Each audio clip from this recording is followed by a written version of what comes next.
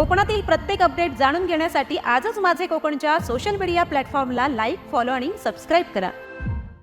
रत्नागिरी जिल्ह्यातील प्रसिद्ध गणपतीपुळे येथे गॅस टंचाईमुळे निर्माण झालेल्या परिस्थितीत भाविकांची गैरसोय टाळण्यासाठी देवस्थान समितीने महत्त्वाचा निर्णय घेतला आहे।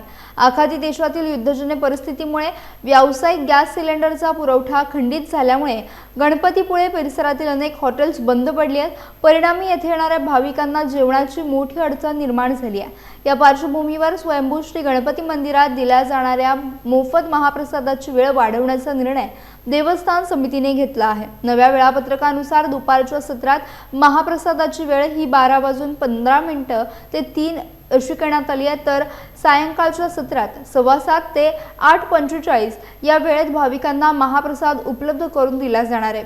भाविकांची वाढती संख्या आणि सध्याची आपत्कालीन परिस्थिती लक्षात घेऊन हा निर्णय घेण्यात आला असून भाविकांना मोठा दिलासा मिळाला आहे।